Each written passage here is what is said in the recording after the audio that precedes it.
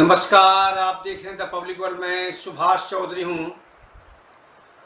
Congress party के पूर्व राष्ट्रीय अध्यक्ष राहुल गांधी ने लोकसभा चुनाव 2024 में अपने चुनाव प्रचार की दृष्टि से अग्निवीर को भी एक बड़ा मुद्दा बना दिया है। एक तरफ उन्होंने अपने चुनावी घोषणा पत्र यानी कांग्रेस के न्याय पत्र में भी अग्निवीर योजना को रद्द करने का एक विषय शामिल किया है, तो दूसरी तरफ लगातार देश के युवाओं से संवाद करने के क्रम में भी वो आश्वस्त कर रहे हैं कि अगर उनकी सरकार बनती है, इंडिया गठबंधन की सरकार बनती है, तो अग्निवीर योजना जो आर्मी में भर्ती के लिए नरेंद्र मोदी सरकार द्वारा लाई गई है, उसे तत्काल रद्द कर दिया जाएगा। आज इसी परिप्रेक्ष्य में राहुल गांधी के साथ देश भर के हजारों युवा दिल्ली पहुंचे थे और उनसे संवाद कर रहे थे। इसके लिए कांग्रेस पार्टी के जो पूर्व सैनिक सेल है, उसकी ओर से यह आयोजन किया गया था और इसमें देश के लगभग सभी राज्यों से ऐसे युवाओं को आमंत्रित किया गया था जो पहले आर्मी में भर्ती के लिए तैयारी कर रहे थे और उनकी भर्ती की प्रक्रिया भी लगभग पूरी हो चुकी थी। ऐसे युवाओं की संख्या लगभग 1.5 लाख है, जिनकी भर्ती की प्रक्रिया पूरी होने के बावजूद अग्निवीर योजना लागू होते ही उसे रद्द कर दिया गया। उसका आर्मी में ज्वाइन करने का बुलावा यानी उनका ज्वाइनिंग लेटर उन्हें नहीं दिया गया, उनके पास नहीं भेजा गया।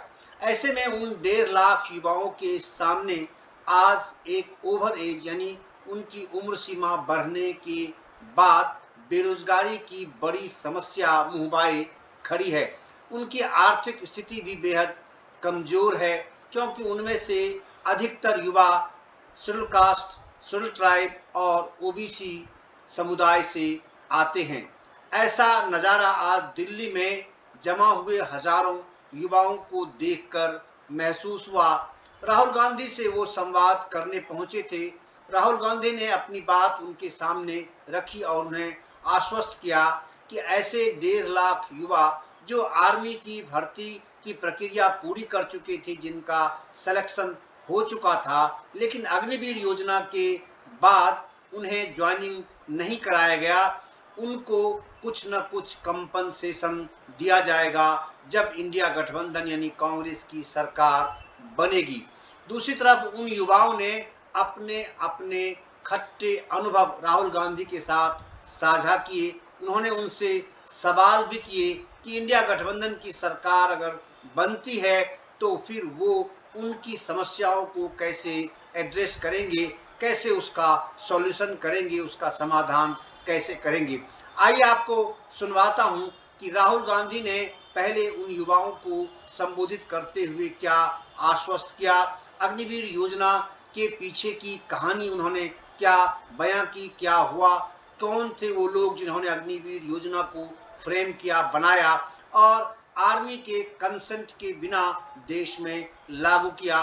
दूसरी तरफ उसका असर क्या होने वाला है और आने वाले समय में कांग्रेस पार्टी इस योजना को लेकर क्या क्या सोच रही है, उनका कदम क्या होगा इस मामले को लेकर और ऐसे युवाओं की समस्याओं को लेकर। सुनिए राहुल गांधी क्या कहते हैं और उसके बाद जो सवाल जवाब युवाओं और राहुल गांधी के बीच में हुए हैं वो भी आप सुनिए।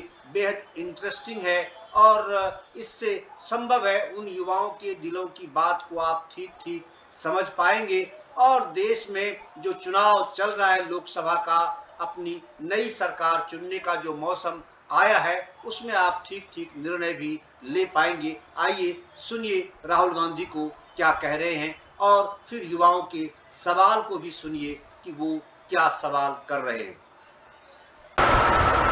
मैं राहुल जी को मैं चाहता हूं, राहुल जी आइए आप इन लोगों के लिए आप संबोधित करें।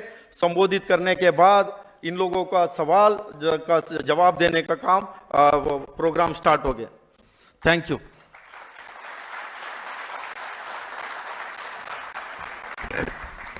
नमस्कार, आप सबका यहाँ बहुत बहुत स्वागत। कैसा है मूड आपका? और जो हमारे एक्स सर्विसमैन के डिपार्टमेंट हैं, कांग्रेस पार्टी के जो इंचार्ज हैं, आपका भी यहाँ स्वागत। सबसे पहले शुरुआत में ही मैं आपको कहना चाहता हूँ कि हमने अपने मैनिफेस्टो में साफ लिख दिया है कि अग्निवीर स्कीम को हम रद्द कर देंगे, खत्म कर देंगे। अब मैं जानता हूं कि आप ताली बजा रहे हो, बट आपका नुकसान तो हो गया है। एक प्रकार से आपको तो चोट लग गई है और आपने एक सपना देखा था, आर्मी में जाने का सपना देखा था, देशभक्ति का सपना था। वो सपना अभी पूरा नहीं हुआ है। तो मेरी सोच है, जो 1,50,000 हमारे युवा हैं जिन्होंने आर्मी की पूरी प्रोसेस कंप्लीट की थी, अपनी जिंदगी के साल दिए, रनिंग की, वेट ट्रेनिंग की, अपनी स्ट्रेंथ बढ़ाई, उनको कोई ना कोई कॉम्पनसेशन तो मिलना ही चाहिए, कोई ना कोई रास्ता उनके लिए निकलना चाहिए। तो ये अब वो क्या रास्ता होगा, वो सरकार में आने के बाद हम उसको थोड़ा एनालाइज करेंगे। मगर मेरी सोच है कि ये जो 1,50,000 युवा हैं जिनको आर्मी ने एक्सेप्ट किया था, इनको कोई ना कोई कॉम्पनसेशन तो मिलनी ही पड़ेगी। देखिए, अग्निवीर स्कीम जो है वो एक्चुअली इंडियन आर्मी का स्कीम नहीं है। जब हमने थोड़ी गहराई में पता लगाया तो जब ये स्कीम बनाया गया, ये स्कीम आर्मी के लोगों ने नहीं बनाया है। जैसे नोटबंदी हुई थी, जहां फाइनेंस मिनिस्टर से नहीं पूछा गया, आरबीआई से नहीं पूछा गया, सीधा बाईपास कर दिया गया, पूरा सिस्टम बाईपास कर दिया गया। वैसे ही अग्निवीर स्कीम को बनाने में पूरा सिस्टम बाईपास कर दिया गया।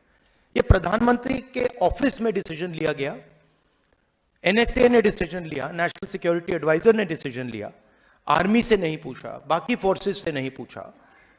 तो एक गलती तो स्कीम है कि स्कीम ही गलत है, मगर दूसरी गलती यह भी है कि आपने ये स्कीम लागू किया, मगर जिन लोगों के लिए आप स्कीम बना रहे हो, ना आपने उनसे पूछा, ना आपने सेना से पूछा, ना आपने हिंदुस्तान के डिफेंस एस्टेब्लिशमेंट से पूछा। मतलब आपने पूरा का पूरा कॉन्स्टिट्यूशन, पूरा का पूरा सिस्टम बाईपास कर दिया।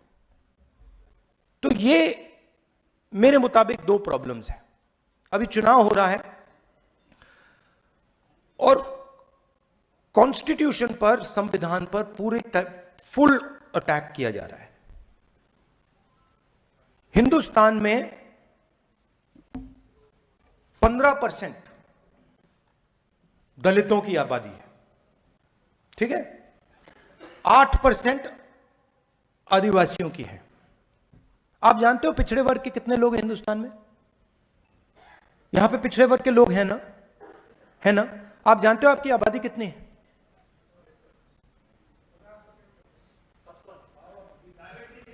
देखो, किसी को नहीं मालूम। 50, 55, 52, 73, 85, 76, 64, मतलब जो भी नंबर निकालने निकाल दो। बट ये बहुत बड़ी प्रॉब्लम है, क्योंकि दलितों को मालूम है, आदिवासियों को मालूम है, मगर जो हिंदुस्तान का सबसे बड़ा वर्ग है, जो इस देश को बनाता है, चलाता है, उसको यही नहीं मालूम उसकी आबादी कितनी है। अब आप कहोगे तो क्या हुआ? जवाब देता हूं। आप नेशनल मीडिया देखिए, नेशनल मीडिया पूरा नैरेटिव बनाता है। मीडिया में आपको अग्निवीर के बारे में तो कुछ नहीं दिख रहा ना। मीडिया में आता है अग्निवीर? कहीं नहीं आता ना। 1,50,000 लोगों को नुकसान हुआ है, मगर कहीं नहीं आता। आपको मालूम है क्यों नहीं आता है? मीडिया आपका नहीं है। मीडिया में ना एक दलित है, ना एक आदिवासी है, ना एक पिछड़े वर्ग का व्यक्ति है, ना एक गरीब जनरल कास्ट का व्यक्ति है। 2-3% का मीडिया है, और जो हिंदुस्तान के बड़े बड़े अरबपति चाहते हैं वो मीडिया में आता है। तो मीडिया में आपकी कोई भागीदारी नहीं है, इसलिए आपकी आवाज कोई नहीं सुन रहा। आपका उसमें कोई है ही नहीं। कॉर्पोरेट इंडिया को देखिए, 200 सबसे बड़ी कंपनियां, जहां आप शायद जॉब ढूंढने की कोशिश करोगे, उनकी लिस्ट निकालिए, उनके मालिकों की लिस्ट निकालिए, उनमें आपको एक पिछड़ा नहीं मिलेगा, एक दलित नहीं मिलेगा, एक आदिवासी नहीं मिलेगा, एक गरीब जनरल कास्ट का नहीं मिलेगा। अरबों रुपए उनको दिए जाते हैं। 16 लाख करोड़ रुपए उनका कर्जा माफ किया गया है। आप जीएसटी देते हो ना? जीएसटी देते हो ना? ये आपने शर्ट पहनी है, कितने की खरीदी आपने? हाँ, ये आप 28% जीएसटी। आप ज्यादा जीएसटी देते हो, अदानी ज्यादा देता है? जितनी आप देते हो उतनी वो देता है। अगर वो शर्ट खरीदेगा, आप 28 दोगे तो वो भी 28 देगा, आप भी 28 दोगे। जीएसटी एक जैसे दे रहे हो, पूरा का पूरा पैसा उनको जा रहा है, आपको 1 रुपया नहीं। आपका कभी कर्जा माफ हुआ है? कभी नहीं। आपके पिता का कर्जा माफ हुआ है? आपके किसी रिश्तेदार का कर्जा माफ हुआ है? नहीं। अदानी जी का 22 अरबपतियों का 16 लाख करोड़ रुपया माफ हुआ है। 16 लाख मतलब, बात समझो, 24 साल का मनरेगा का पैसा उनका माफ हुआ है। अब मैं ये सवाल पूछ रहा हूं कि अगर उनका हो सकता है, तो ये जो युवा हैं जो अग्निवीर के लिए मतलब लाइन लगा रहे हैं, सेना में जाने के लिए लाइन लगा रहे हैं, या शिक्षा में कॉलेज यूनिवर्सिटी में पढ़ना, उनका क्यों नहीं हो रहा? मतलब आपकी क्या गलती है? आपने क्या किया? क्यों? क्योंकि आपकी भागीदारी नहीं है। आप ना मीडिया में हो, ना कॉर्पोरेट इंडिया में हो, ना स्कूल कॉलेजेस चलाते हो, ना सरकारें चलाते हो। आपको वो फोन दे देते हैं। इंस्टाग्राम यूज करते हो आप लोग? देखते हो ना इंस्टाग्राम? आप लोग इंस्टाग्राम पे हो, रील देख रहे हो। रील देखने से पैसा तो नहीं बन रहा ना,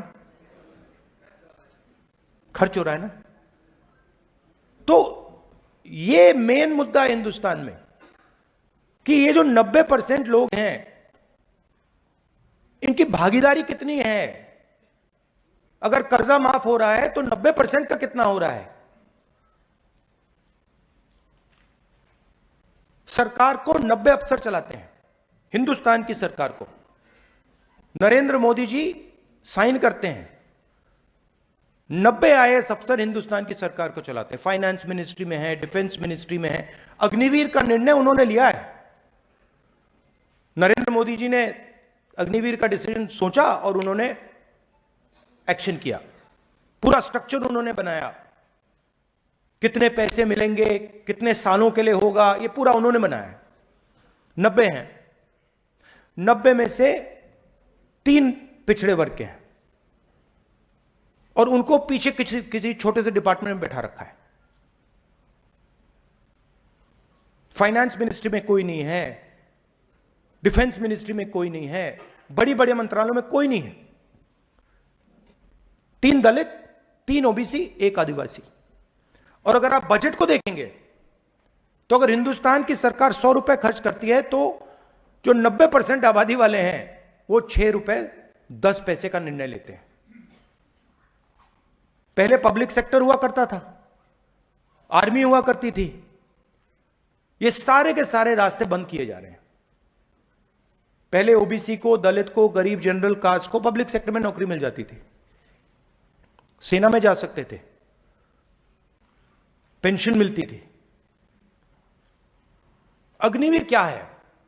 अग्निवीर का सच्चा मतलब है कि जो गरीब लोग हैं उनको हम पेंशन नहीं देना चाहते, उनको हम शहीद का दर्जा नहीं देना चाहते, उनको हम कैंटीन नहीं देना चाहते। अमीर लोग हैं उनको यह सब मिल जाएगा,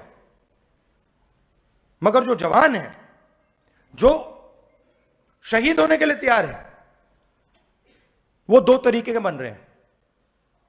एक अग्निवीर, उसको गोली लगेगी तो आप उसको कहेंगे भैया आप तो शहीद ही नहीं हो, आपको कुछ नहीं मिलने वाला, आप मर जाओ, हमें कोई फर्क नहीं पड़ता। और नॉर्मल जवान जिसको कहेंगे हाँ भैया आपको मतलब पेंशन मिलेगी, आपको शहीद का दर्जा मिलेगा। तो आप सोचिए चाइना से युद्ध होगा, एक अग्निवीर और एक नॉर्मल जवान लड़ रहा होगा। अग्निवीर क्या सोचेगा? अग्निवीर सोचेगा भैया अगर मुझे कुछ हो गया तो मेरी परिवार की कोई देखभाल नहीं करेगा, और अगर इसका कुछ हुआ तो इसकी पूरी रक्षा होगी, इसके पेंशन मिलेगी, इसके परिवार की रक्षा होगी। तो आर्मी का मोराल तो आपने वहीं खत्म कर दिया, आर्मी में फूट वहीं डाल दिया आपने। तो इसलिए हम अग्निवीर को खत्म करने जा रहे हैं। और मैं चाहता हूं कि आप थोड़ा पॉलिटिकली सोचिए, पॉलिटिकली एक्टिवेट होइए। आप 90% में से हो, आपकी शक्ति है, आप शक्ति अपनी पहचानो। मैं हैरान हो गया कि 1,50,000 अग्निवीर हैं, एक्स अग्निवीर, सॉरी, जिनको मतलब आर्मी ने एक्सेप्ट किया था, उनको फिर बाहर निकाल दिया, पेंडिंग। बट मैं आपको सच बताऊं, जितनी आपकी आवाज होनी चाहिए उतनी आपकी आवाज नहीं थी। ये रियलिटी है। अब उसका कारण है कि मीडिया भी आपके खिलाफ, कॉर्पोरेट इंडिया भी आपके खिलाफ, सरकार आपको धमका रही है, शासन धमका रहा है, फोटो ले रहे हैं, कह रहे हैं जॉब नहीं मिलेगी, वो सब है। मगर 1,50,000 लोगों में शक्ति भी बहुत है। वही तो पाकिस्तानी, खालिस्तानी, वो सब। और आपके अंदर देशभक्ति का सच्ची आग है, आपके अंदर है, और आपको वो आतंकवादी कह रहे हैं, और पूरा मीडिया कह रहा है, वो पूरा का पूरा मीडिया कह रहा है, वो किसानों को कह रहे हैं, आपको कह रहे हैं। तो ये इसलिए मैं चाहता हूं कि हम एक साथ काम करें, और अगर हम आपकी मदद कर सकें, आपको आपके लिए एक आर्मी में रास्ता बना सके, तो हम पूरी कोशिश करके आपके लिए रास्ता बनाएंगे। अब आपके कोई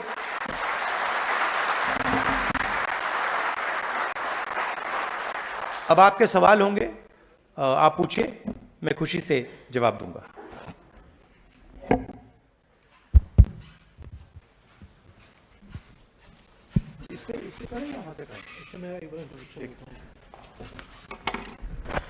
एक तो राहुल जी, जो आज ये हमारे तमाम छात्र और स्टूडेंट्स, यंगस्टर्स, दोस्त मेरे आए हुए हैं, ये अपने अपने जिलों में अग्निवीर को लेकर बहुत बड़ी लंबे समय से लड़ाई लड़ रहे हैं। कुछ ऐसे भी छात्र मुझे आज भी मिले और गांव में भी मिले कि जिनके ऊपर बहुत गंभीर मुकदमे भी दर्ज कर दिए सरकार ने, जब इन्होंने इसको लेकर प्रोटेस्ट करना शुरू करा। आज काफ़ी लगभग जितने छात्र आए सबके कुछ ना कुछ सवाल थे, लेकिन हमने एक फॉर्मेट बनाया है, जो मैं आपको भी एक फॉर्म दूंगा, कि हमने एक फॉर्म फिल कराया था आज। इस फॉर्म में हमने 10 से 12 स्टूडेंट करें आइडेंटिफाई, जिनके हमने सबके जो सवाल थे वो ले लिए थे, और सबको हम उनका जवाब देंगे आपकी चिट्ठी के माध्यम से। 10 से 12 लोगों के हमने रैंडम पिक करे क्वेश्चंस, जो आपसे सवाल करेंगे। और एक बात मैं जरूर बोलना चाहूँगा अभी, कि ये पॉलिसी एक ऐसी सरकार और एक ऐसे प्रधानमंत्री जी लेके आए हैं जो खुद लगभग एक प्रदेश के 15 साल मुख्यमंत्री थे, लगभग 10 साल से देश के प्रधानमंत्री हैं, लगभग 75 साल उनकी उम्र है, और वो युवा साथी को बोल रहे हैं कि आप 4 साल में रिटायर कर जाओ। तो इससे ज़्यादा छल किसी युवा के साथ मैं नहीं समझता होता है। अब मैं आप साथियों से भी अपील करूंगा कि अपनी बात 1 मिनट के अंदर रखें, और साथ के साथ अपने बारे में भी बताएं, अपनी जर्नी के बारे में बताएं, आप किस परिवार से बिलोंग करते हो, आप क्या करते हो। तो मैं नाम लेने शुरू करूंगा और 1 मिनट के अंदर आप अपना सवाल करें। पहला नाम है पंकज कुमार गया। मैं पंकज कुमार गया बिहार के। मैं पंकज कुमार गया बिहार के रहने वाला हूं और मैं अम्बेडकर जाति अति पिछड़ा जाति से बिलोंग करता हूं।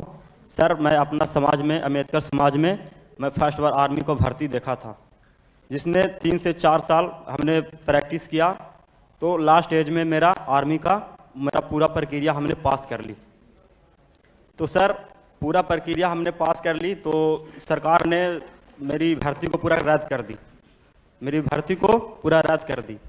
तो पढ़ाई लिखाई के लिए तो सर पैसा की भी ज़रूरत होती है, तो हमने माँ का भी गहना गिरवी रखा, खेत भी इजारा धरा सर। तो बहुत स्थिति बहुत दयनीय हो गई सर, और ऊपर से मेरा भर्ती भी कैंसिल हो गया और इसका मैं बहिष्कार किया, रोड पे बहिष्कार इसको किया, तो मेरे ऊपर मुकदमे लगे जिसमें 12 धारा मेरे ऊपर लगे। और जब 12 धारा लगे तो हमें जेल में बंद कर दिया 3 महीने के लिए। हम 3 महीने जेल में रहे। उसके बाद सर बाहर आए तो अब कुछ अब ओवर एज भी हो गया, हम अब कुछ करने लायक भी नहीं। अब सरकार ने तो बोल दी भी है कि जिसको ऊपर अग्निवीर के मुकदमे होंगे वो जॉब में नहीं जा सकते। तो सर मैं जाऊं कहाँ, मैं क्या करूं? और सर मेरे पास पैसा भी नहीं था दिल्ली आने के लिए। मेरे घर में 3 केजी चना था, वो चना बेच के आया जिसमें 90 रुपया मेरे पास था। करूं तो क्या करें सर? तो मैं आपको, हमारे मैनिफेस्टो में हम एक नई योजना लाए हैं। जी सर। शायद वो आप जैसे युवाओं के लिए ही डिजाइन्ड है। उसको हम कहते हैं पहली नौकरी पक्की।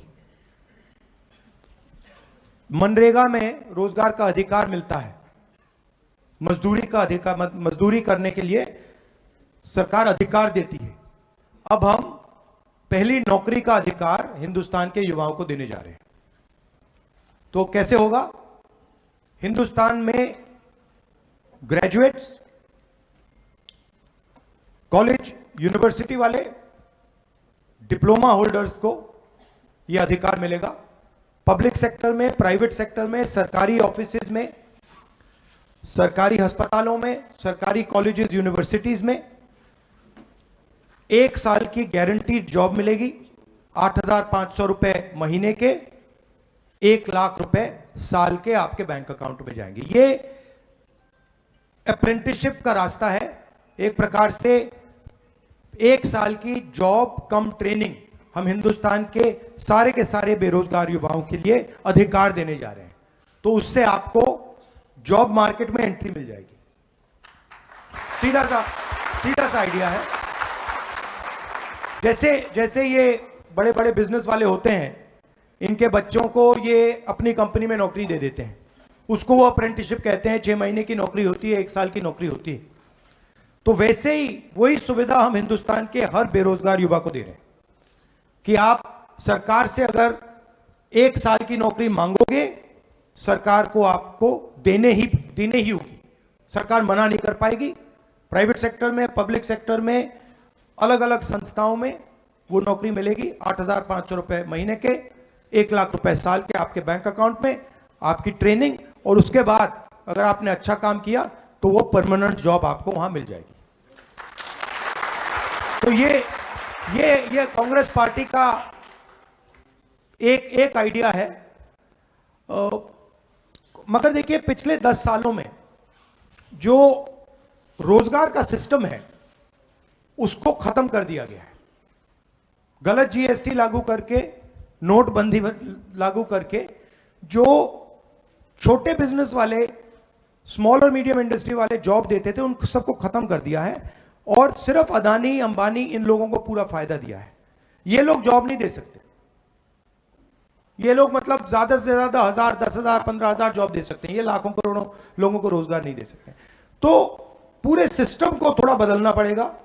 बैंक के दरवाजे छोटी कंपनियों के लिए, स्मॉल मैन्युफैक्चरर्स के लिए, आप लोगों जैसे एंटरप्रेन्योर्स के लिए खोलना पड़ेगा।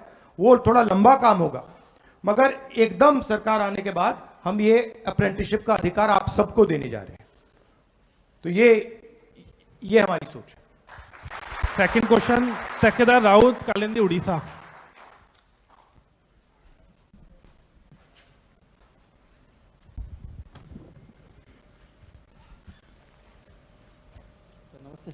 नमस्कार।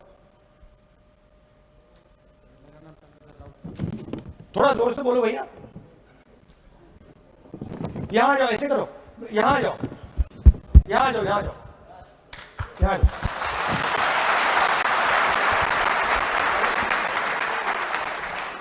ऐसे करो, जो जिससे क्वेश्चन पूछ रहे हो उनको यहीं बोला।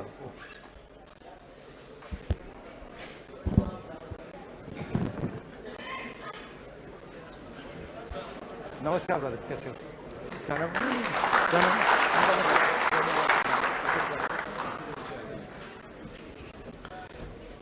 सर नमस्ते सर।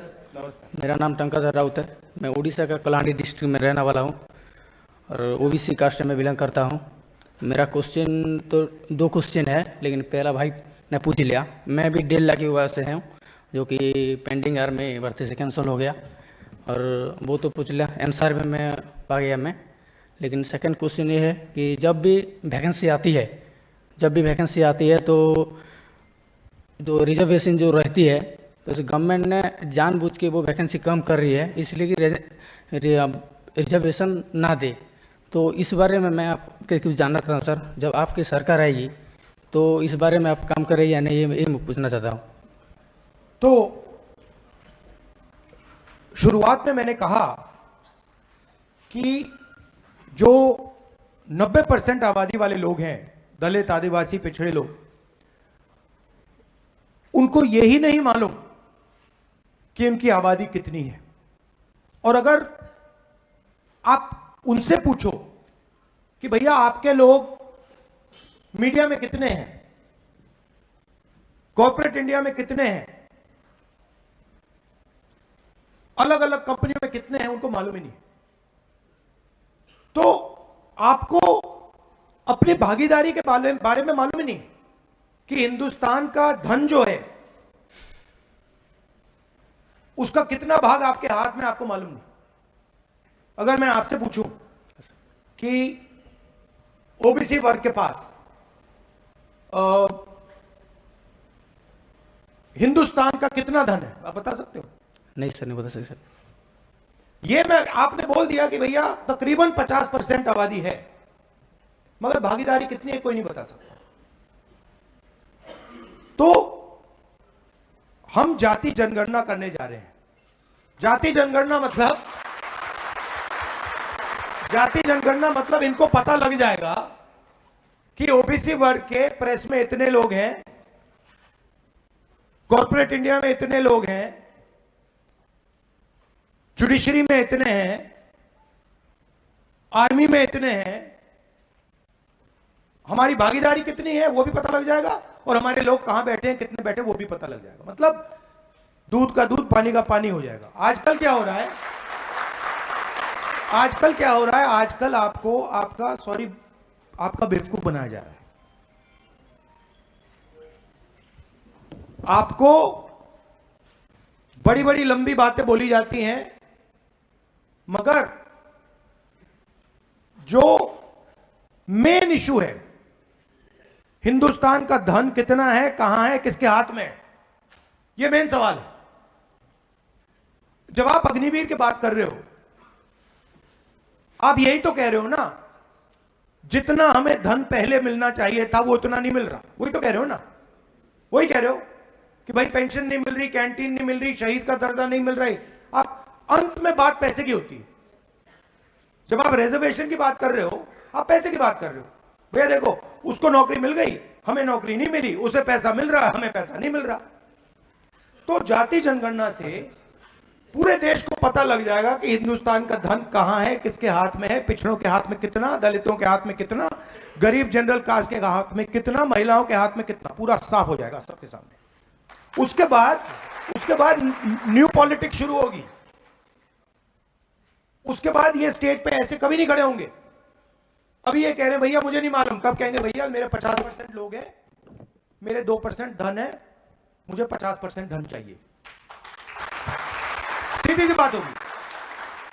तो ये हमारी सोच है। जाति जनगणना पहला कदम है, और ये सिर्फ जाति जनगणना नहीं होगा, ये इकोनॉमिक सर्वे होगा। मतलब हिंदुस्तान में धन जो है वो किसके हाथ में है, और हर संस्था का सर्वे होगा। देखिए मैं आपको सीधा बता देता हूं, 90 अफसर हैं दिल्ली सरकार को चलाते हैं। 6 रुपए 10 पैसे 100 रुपए में से ओबीसी, दलित, आदिवासी निर्णय ले रहे हैं। क्यों? इनको कोने में कैसे बैठा रखा है? बताइए कैसे? इनमें कोई कमी तो नहीं है ना? आप में कोई कमी तो नहीं है ना?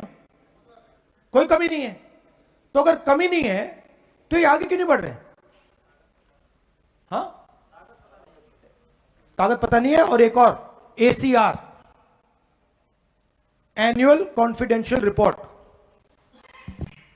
जिससे इनकी हत्या होती है। ACR जानते हो क्या होता है? ये देखो कैसे पॉलिटिकल लोग हो आप। बाबरिया जी, ACR क्या होता है? कॉन्फिडेंशियल रिपोर्ट होता है।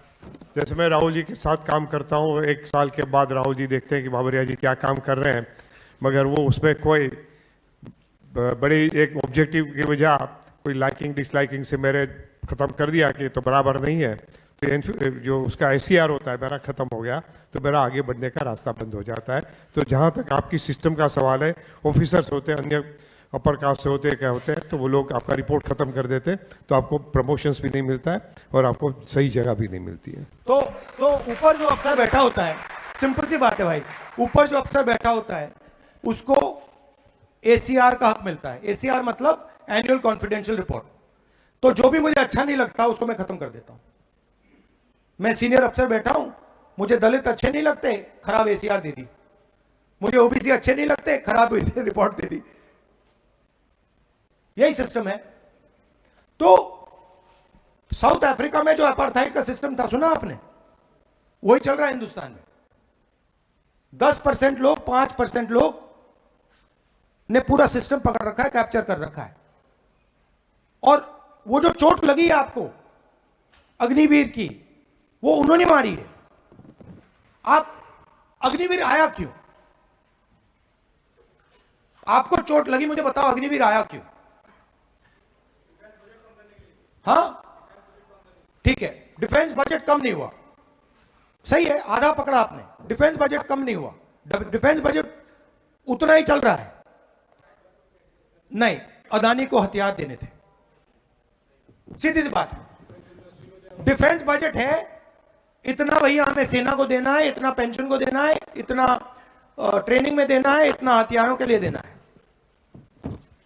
अदानी को हमने डिफेंस इंडस्ट्री पकड़ानी है, हथियार उसके होंगे, पैसा हमें वहां ज्यादा डालना है। सारे के सारे इजराइल के हथियार अदानी बनाएगा। इसीलिए अगर हम अदानी के लिए पैसा बना रहे हैं तो फिर जवानों के हाथ से लो, अग्निवीर लागू करो। ये हो रहा है। तो सिस्टम को समझना है। पहले राइफल ऑर्डिनेंस फैक्ट्री बनाती थी, पहले एम्यूनिशन ऑर्डिनेंस फैक्ट्री बनाती थी, ड्रोन HAL बनाता था, एयरक्राफ्ट HAL बनाता था। राफेल डील में अनिल अंबानी को दे दिया। अनिल अंबानी ने कभी जहाज नहीं बनाया जिंदगी में, उसको उठा के दे दिया। सारी की सारी राइफल अदानी बना रहा है, सारी के सारे शेल्स कारतूस अदानी बना रहा है, ड्रोन्स अदानी बना रहा है। तो ये हो रहा है। सिंपल सा डिसीजन है, ब्यूरोक्रेट ले रहा है कि भैया अदानी को पैसा देना है, डिफेंस बजट में से अदानी को अगर पैसा देना है, कारतूस के लिए, गन्स के लिए, एम्यूनिशन के लिए पैसा देना है, तो कहां से आएगा? आपकी जेब से आएगा, आपकी जेब से जा रहा है। ये जो 1,50,000 लोग हैं, 1,50,000 लोग हैं जो आपको चोट लगी है, वो अदानी ने मारी है। उस बात को समझिए आप। Thank you brother. इसके बाद पिंकू कुमार, और पिंकू कुमार के बाद जय मौर्य, वो भी आ जाए। पहले पिंकू कुमार गया। और दूसरी बात, मीडिया में आप यह बात कभी नहीं सुनोगे, क्योंकि मीडिया भी अदानी का।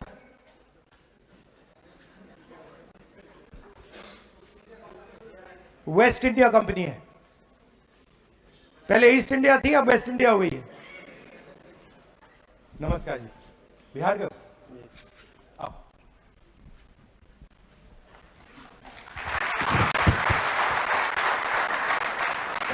मैं पिंकू कुमार, गया बिहार से, ओबीसी जाति। मैं वही जो भाई लोग बता रहे हैं, 1.5 लाख युवा पीड़ित अभी तक घूम रहे हैं, दर दर की ठोकरें खा रहे हैं, पैसे नहीं घर से मिल रहे हैं, नहीं जुट पा रहा है गार्जियन से आके। यहाँ बंगला साहिब गुरुद्वारा में खाना खाया जा रहा है, फिर लात मार के भगाया जा रहा है। फिर वही ट्रेन पकड़ के वहाँ भी टीटी भी घुसा मार रहा है, ट्रेन में जगह भी नहीं मिल रही है, बाथरूम के गेट पे सो के जाते हैं आते हैं। वंदे भारत, वंदे भारत, वंदे भारत, वंदे भारत हम लोग का नसीब ही का है सब। वही बात बताने आए हैं कि जो बीजेपी बता रहे हैं कि हमारी कांग्रेस की सरकार आएगी तो मंगलसूत्र होता है जो माँ पहनती है वही बेच देगी कांग्रेस। तो हमने सोचा कि हमारा जो खाया है पैसा, जो 1.5 लाख युवा का जो हम लोग गिरवी रख के पैसा पढ़ाई कर रहे थे, संस्था में दिए, माँ का गहना बेचे और खेत का गिरवी भी धर दिए हैं सर, और उसका भी संस्था में पैसा जो अति भी कर दिए हैं। अभी तक गहना भी नहीं छूट पाया, नहीं अति भी छूट पाया है। तो और हम लोग का वही बीजेपी बता रहा था कि कांग्रेस की सरकार आएगी तो मंगलसूत्र बेच के माँ का अधिक कर लेगा। तो हमने क्या कहा कि चलो आप लोग भी तो वही किए जो हम लोग को करना था, अति कर दिए, जो पेंडिंग युवा को अधिक बेरोजगार बना दिए। और वही हम लोग को गार्जियन बोलते हैं, जो बूढ़ा लोग है वहाँ गांव घर का, जो बोले कि गांधी युग में अच्छा शिक्षित लोग आ रहे हैं, उन लोग से जाकर मिलो। तो अभिलाष भैया हम लोग के साथ यूट्यूब द्वारा हम लोग को सहारा मिला, फिर कर्नल रोहित चौधरी सर हम लोग को फिर इतना अधिक पहुँचाए हम लोगों के यहाँ तक। और देखते हैं हम लोग आज अभी तक जगाए हुए हैं कि राहुल सर अब हम लोग को कुछ करे। हम लोग बहुत दर दर की ठोकरें, गांव घर से हम लोग को शादी भी हुआ, माँ का भी गहना नहीं बचा पाए, और हमारा शादी ठीक हुआ था कि लड़का अब तो जॉब पा लिया है, तो जॉब पा लिया तो न माँ का गहना बचा, न पत्नी को हम अब मंगलसूत्र पहना पाए हैं।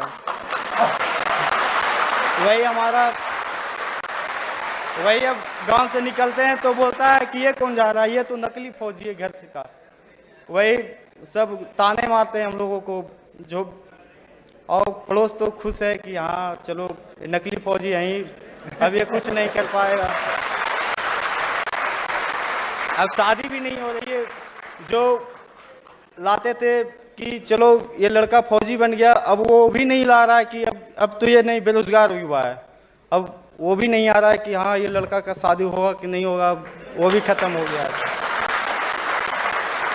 ये जो आपसे यही है कि हमारा ये भर्ती पूरा करवा दें आप लोग से, यही नहीं, हम तो पूरी कोशिश करेंगे कि कोई ना कोई कॉम्पनसेशन 1,50,000 युवाओं को कोई ना कोई कॉम्पनसेशन तो हम देंगे। आखिरी बात, ये जो बोल रहे हैं मोदी जी बोल रहे हैं, हमारी महालक्ष्मी योजना है, पता नहीं आपने सुनी है नहीं सुनी है? सुनी है। पहली बार दुनिया की कोई भी सरकार महिलाओं के बैंक अकाउंट में सीधा पैसा डालने जा रही है, और 10-15 हज़ार रुपए नहीं, 10-15 हज़ार रुपए नहीं, 1 लाख रुपए साल के हिंदुस्तान की सबसे गरीब महिलाओं के बैंक अकाउंट में डाल रहे हैं। 8,500 रुपए महीने के, 1 लाख रुपए साल के गरीब परिवारों के बैंक अकाउंट में, महिलाओं के बैंक अकाउंट में हम डाल रहे हैं। तो मोदी जी को थोड़ी घबराहट है, इसलिए ये उल्टी सीधी बात बोल रहे हैं सर। तो हम मगर पूरी मदद करेंगे भैया, पूरी कोशिश कि हमारा ये मिशन कंप्लीट हो जाएगा। मिशन आपका कर देंगे। अब जैम हो रहे हैं, आपकी शादी में हो जाएगी। अभी तक चप्पल टूटल पहन के घूम रहे हैं इधर उधर से। शादी हो जाएगी। मैं आऊंगा आपकी शादी में, पक्का।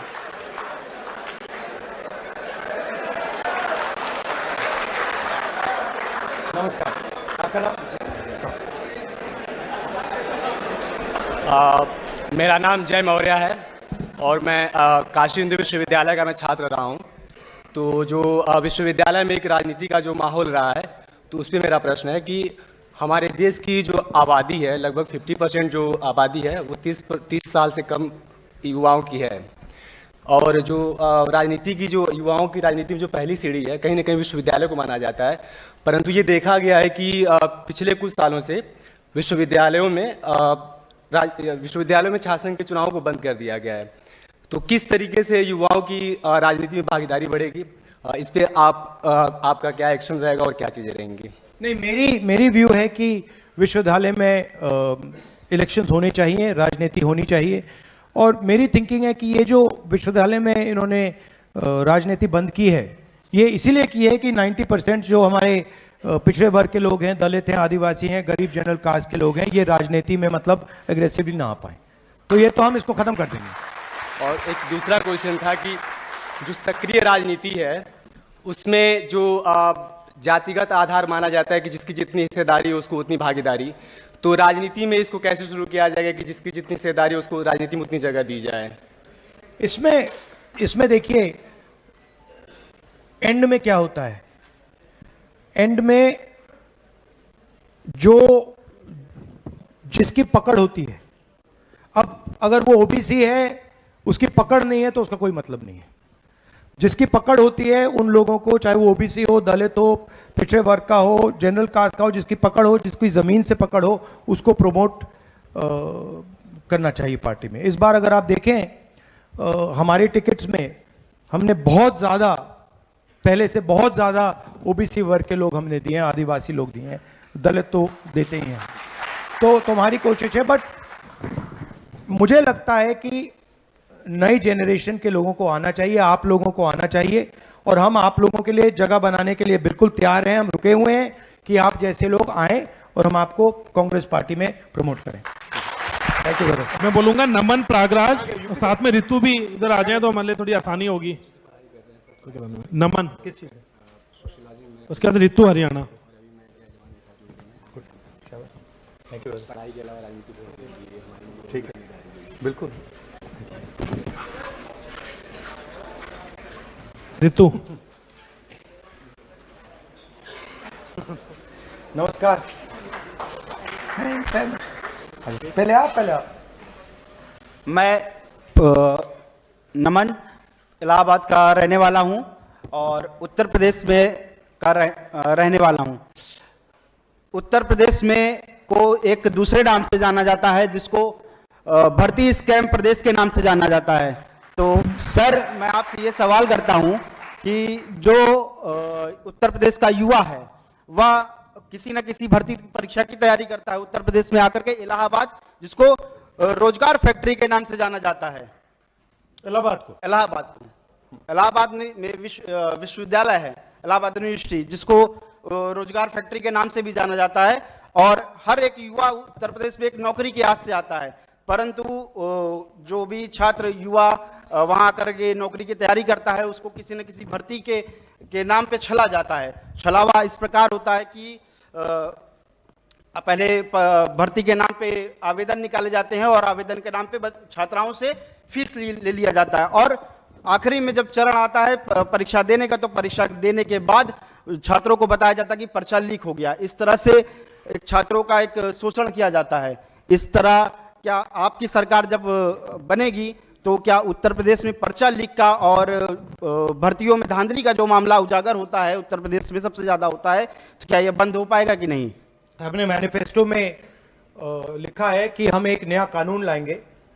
पेपर लीक में हम 2 चीजें कर रहे हैं। एक नया कानून लाएंगे, सख्त कानून होगा, जो भी ये काम करेगा उसके खिलाफ जबरदस्त हम कार्रवाई कराएंगे।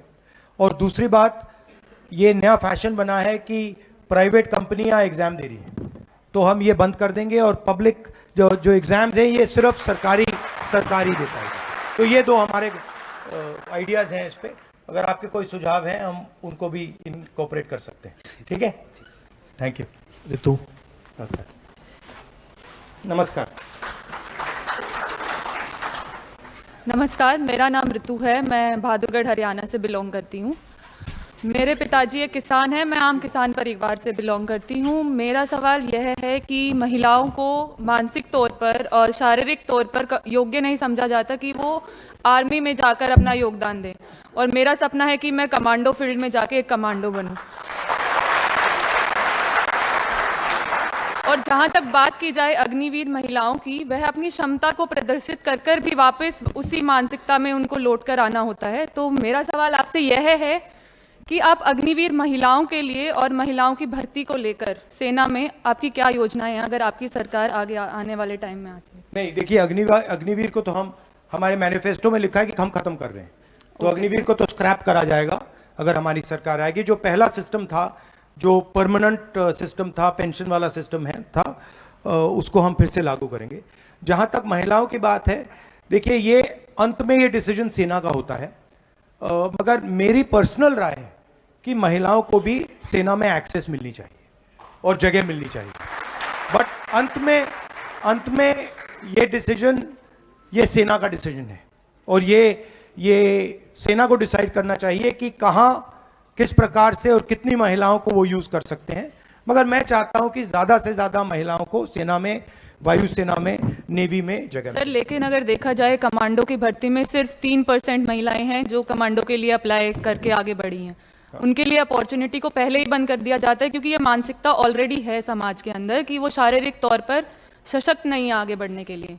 तो इस चीज़ को लेकर आपकी क्या राय है? आप आगे क्या करेंगे ताकि महिलाओं के लिए अपॉर्चुनिटी गेट खुल जाए? नहीं, देखिए, आजकल मॉडर्न वेपनरी के साथ शारीरिक मतलब इतना डिफरेंस, इतना असर नहीं पड़ता है। मॉडर्न वेपनरी के साथ जो काम, मतलब अगर आपने राइफल मारी, मैंने राइफल मारी, मतलब मरेगा तो दोनों से मरेगा, ये तो बात नहीं है। तो मैं इस बात को एक्सेप्ट नहीं करता हूं कि महिलाएं ये काम नहीं कर सकती हैं, कमांडो बन सकती हैं, सब कुछ कर सकती हैं। तो हम एवेन्यूज बनाएंगे और हम सेना से, पैरामिलिट्री से बात करके कोशिश करेंगे कि ज़्यादा से ज़्यादा महिलाएं आर्मी में और स्पेशल फोर्सेस में जा पाए। धन्यवाद सर।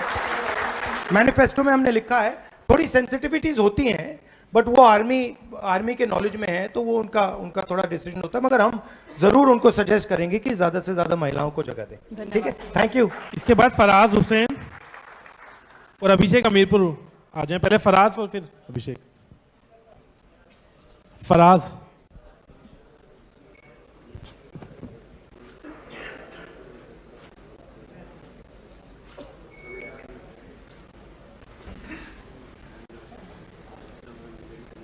नमस्कार, कहाँ के हो आप?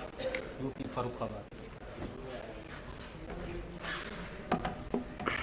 सर, नमस्कार, मेरा नाम फराज हुसैन है।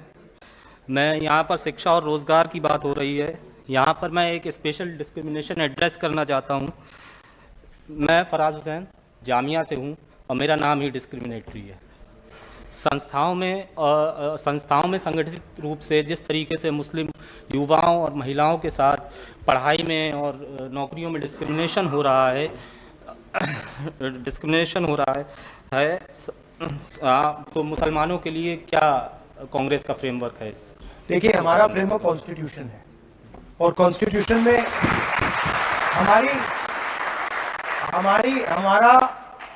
हमारा फ्रेमवर्क कॉन्स्टिट्यूशन ऑफ इंडिया है, लोकतंत्र है, और कॉन्स्टिट्यूशन में साफ लिखा हुआ है कि हिंदुस्तान के सब सिटीजन्स एक जैसे हैं, कोई कम नहीं है, कोई ज्यादा नहीं है, कोई धर्म कम नहीं है, कोई जात कम नहीं है, कोई भाषा कम नहीं है।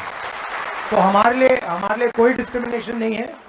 हम जानते हैं कि बीजेपी की विचारधारा हमारी विचारधारा से बिल्कुल अलग है, हम उनकी विचारधारा से लड़ रहे हैं, और हम चाहते हैं कि हिंदुस्तान में सब लोगों के लिए जगह हो, सब लोगों की रिस्पेक्ट हो, सब लोग एक दूसरे से मोहब्बत करें और आदर करें एक दूसरे का। तो कोई कंफ्यूजन नहीं है हम में। मैं जानता हूं कि आपको मुश्किल हो रही है, मगर घबराइए मत, सब ठीक हो जाएगा।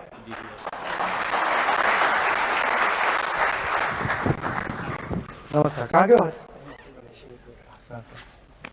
नमस्कार सर, मेरा नाम अभिषेक है। मैं हमीरपुर हिमाचल प्रदेश का रहने वाला हूँ। सर, मैं हमीरपुर वीरभूमि से रहने वाला हूँ। वीरभूमि सर मैंने इसलिए कहा क्योंकि हमारे यहाँ पे जितने भी युवा हैं, मतलब हर दूसरे का युवा का जो सपना था वो सेना में जाने का था। मैं अपनी बात करूं सर, तो मेरे जो दादाजी थे वो भी आर्मी से रिटायर है, मेरे पिताजी भी वो भी आर्मी से रिटायर थे, और मेरा जो सपना था वो भी आर्मी का जाने का सर। लेकिन जब से ये अग्निवीर भर्ती आई, इसमें मतलब ये इसमें हमारा शोषण किया गया, मतलब सर क्या जाए एक तरफ से, तो आप मतलब 1,50,000 जी सर, जी सर। मतलब सर मैं बोलना चाहता हूँ कि जो हमारे साथ जो युवा थे, मतलब जो हम देखते थे, जब हम अग्निवीर से पहले की जो बात थी, तब हर ग्राउंड मतलब सुबह 4-5 बजे युवा जो था साथी था वो 4-5 बजे से मतलब सड़कों पर दौड़ना, शाम को दौड़ना, कॉलेज मतलब इनफैक्ट कॉलेज में जाना तो क्लासेस बंक करके हम ग्राउंड में जाते सर इसके करने के लिए। लेकिन जब से ये भर्ती आई, मतलब तब से जो अग्निवीर भर्ती आई, इससे युवाओं को जो थोड़ा सा जो था अग्नि भर्ती के लेकिन जो थोड़ा सा जब दूर होते जा रहे सर युवा इससे करके। और सर जो युवा थे वो अब जो पहले तो फिटनेस के थे आर्मी के लेकर, लेकिन अब वो युवा वही युवा जैसे आपने कहा सर कि वो इंस्टाग्राम पे ध्यान ला रहे हैं, और वही युवा जो कोई साथी थे हमारे वो नशों की ओर जा रहे हैं सर। मतलब कि जो युवाओं के प्रथम जो पहले जो था कि वो युवा आर्मी के प्रति जो उनका कर्तव्य था, उनकी जो निष्ठा थी वो सर धीरे धीरे कम होती जा रही है। सर मेरा प्रश्न यह है कि सरकार का कार्य होता है कि एक उज्ज्वल भविष्य का निर्माण करना सरकार की जिम्मेदारी होती है, तो सरकार तो सर अब जो ये एक भर्ती से थी सर, इसको सर जो स्कीम थी इसको मतलब एक परमानेंट जॉब होती थी हमारी युवा किसी की भी साथी के लिए थे, सरकार ने इसको बंद करके से एक ठेके वाली भर्ती लेके हम कह सकते हैं कि ये भर्ती कर दी। तो इसके बारे में हम सर बताएं कि हम कैसे इसके करें। देखिए, जो कॉन्ट्रैक्ट लेबर होता है ना, अग्निवीर वही है। ठेकेदारी प्रथा है आर्मी में, और हम नहीं चाहते हैं कि आर्मी में ठेकेदारी प्रथा हो, तो हम उसको रद्द कर देंगे, खत्म कर देंगे, अग्निवीर को फिनिश कर देंगे। जी सर, हमारे पिताजी भी कह रहे हैं कि ये खत्म हो रही है, मतलब धीरे धीरे खत्म होगी। एक 6 महीने में कभी सर एक सैनिक बन ही नहीं सकता है, कम से कम 6 साल लगते, 3 साल लगते सैनिक बनने के लिए। तो और इसमें एक और बात है, अग्निवीर एक्चुअली आर्मी को वीकन कर रहा है, कमजोर कर रहा है, तो हम इसको बदलेंगे। 100% हमारी सरकार आएगी तो हम इसको बदल देंगे। क्योंकि वही युवा जो 24 वर्ष की आयु में जब मतलब उसको पता है कि 24-25 वर्ष में वो 3-4 साल नौकरी कर रहा है आर्मी की, वो अपना घर बनाएगा, सब कुछ करेगा। अभी जो नई भर्ती रही इसके करके वो युवा जो है वो 24 साल की उम्र में घर बैठ जा रहा है, उसमें उसकी शादी भी होगी सर। कोई बच्चों के मतलब पेरेंट्स जो पीछे की होती है कि उनको उम्मीद होती है अपने बच्चों के हमारे बच्चे घर बनाएगा, सब कुछ करेंगे मतलब, तो फिर उससे तो हमारा शोषण ही हो रहा है ना, कि युवाओं का शोषण हो रहा है सर। बिल्कुल बिल्कुल हो रहा है, बिल्कुल सर, तो इसको हम करेक्ट कर देंगे। जी सर, थैंक यू। अबे नंदिनी, उत्तराखंड।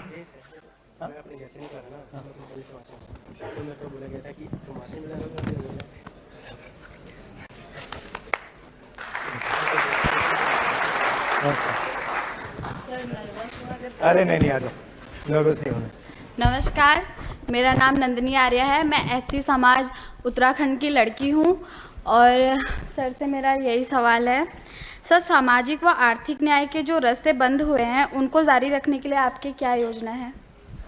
सबसे पहले जाति जनगणना, जिससे हम ये पता लगाएंगे कि आबादी किसकी कितनी है, इकोनॉमिक सर्वे और हर संस्था का सर्वे, तो देश को पता लग जाएगा कि देश में धन किसके हाथ में, कितनी आबादी है, किसके पास क्या है।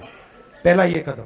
दूसरा कदम महालक्ष्मी योजना, जो मैंने कहा 1 लाख रुपए हर गरीब महिला के बैंक अकाउंट में साल के, 8,500 रुपए महीने के। अप्रेंटिसशिप का अधिकार, बेरोजगार युवाओं को ट्रेनिंग, 1 साल की नौकरी और 1 लाख रुपए साल के बैंक अकाउंट में। किसानों का मिनिमम सपोर्ट प्राइस, कानूनी मिनिमम सपोर्ट प्राइस और कर्जा माफ, और मजदूरों का जो आज 250 रुपए मिलता है वो 400 रुपए मिलेगा। आशा और आंगनवाड़ी की महिलाओं को उनकी आमदनी दुगनी करेंगे। हमारी कोशिश होगी कि ये जो पूरा अदानी जैसे लोगों की इन्होंने मदद की है, इसको एक बार मतलब हम बदलें, और जितना इन्होंने इनको फायदा दिया उतना फायदा हम आम जनता को, गरीबों को, किसानों को, मजदूरों को देने की कोशिश करें। ये है हमारा प्लान। सर जो उत्तराखंड की जो आर्थिक इकोनॉमी थी वो हमारे यहाँ से 90% तो सारे जो है अग्निवीर में मतलब सेना के लिए काम करते थे। तो अभी जब से अग्निवीर आया है हमारे जो युवा है वो बहुत डिप्रेस्ड हैं, और कई लोग जो हैं अपनी जान भी ले लेते हैं। तो इसके लिए तो अग्निवीर को तो खत्म करेंगे, पर देखिए मेन बात ये हुई है कि हिंदुस्तान में 22 लोगों को नरेंद्र मोदी जी ने पूरी मदद की है। 22 लोगों के पास उतना ही धन है जितना 70 करोड़ लोगों के पास है। तो ये करेक्शन करना है, धन को ठीक तरीके से बांटना है, किसानों को देना है, मजदूरों को देना है। तो ये हमारी कोशिश रहेगी। ठीक है, धन्यवाद, थैंक यू।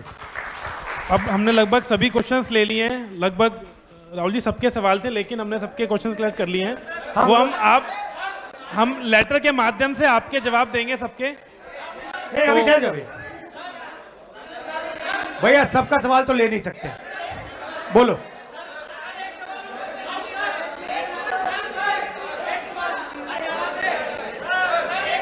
अब हो गया, आप ऐसे तो सबके नहीं कर सकते। जो सवाल हैं वो हमने ले लिए थे, हम आपको लेटर के जवाब से देंगे।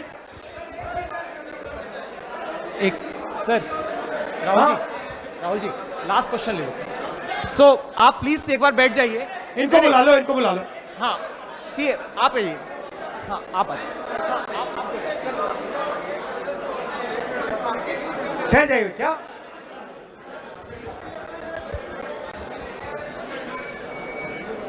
तो राहुल जी हमने ये इन लोगों के सवाल जवाब नहीं होंगे। हाँ नमस्कार, क्या सवाल है? मैं सर बता दें। सर मैं जितेंद्र यादव बहरोड अलवर राजस्थान से आया हूं सर। और सर मैं 2 मिनट लूंगा सर सिर्फ। मेरा कोई पॉलिटिकल वो नहीं है। मेरे को फोन गया, मेरे को पता लगा, मैं आया हूं ना। मेरा कोई राजनीतिक मतलब है अभी तक जो भी चीजें। सर मेरे घर में 5 आर्मी में 5 सदस्य हैं। मेरा पापा आर्मी में है, मेरा बेटा मेरे साथ आया है सर। आर्मी में भर्ती होना चाहता है मेरा बेटा, लेकिन रोहित नाम है सर, ही सिटिंग हेयर। मेरा बेटा भी आर्मी में भर्ती होना चाहता है सर। मैं आपको बता रहा हूं, हमारे गांव में 25 लड़के सुबह 4 बजे उठ के दौड़ लगाते हैं। उन 25 लड़कों ने साथ जब हमारे यहाँ पे पोलिंग हुई तो मेरे को कहा अंकल जी हम बूथ पे खड़े होंगे, और हमारे बूथ से पार्टी को जिताया इन लड़कों ने। इनका वोट भी नहीं है इन लड़कों ने। किस लिए? सिर्फ अग्निवीर के लिए। और ये कह के आया था सर मैं राहुल जी के साथ फोटो खिंचवाऊंगा मेरा बेटा। और सर एक चीज और, 17 साल की उम्र में भर्ती हो रहा है, 4 साल में वो घर पे आ रहा है। जब 17 साल की उम्र में भर्ती होगा, जो मैं ऐड करना चाहता हूं सर इस मीटिंग में, जिसके पास पैसा आएगा 50,000 रुपए 60,000 रुपए महीने का, उसके सर खर्चे बढ़ जाएंगे, पर्सनल खर्चे बढ़ जाएंगे, उसका लाइफ स्टाइल थोड़ा सा बढ़ जाएगा। 4 साल बाद वो घर आ जाएगा। घर आने के बाद में इनकम खत्म हो जाएगी, लेकिन लाइफ स्टैंडर्ड उसको मेंटेन करना पड़ेगा। और सर वो आर्मी में जाके वेपन चलाना सीख के आ जाएगा। सर गुंडागर्दी बढ़ेगी, सर अपराध बढ़ेंगे, इसको जल्दी रोकना है। और सर अगर मगर की बात नहीं है, पूरा देश का युवा आपके साथ है, 150 से ऊपर नहीं आ रहे। मैं थैंक यू ब्रदर।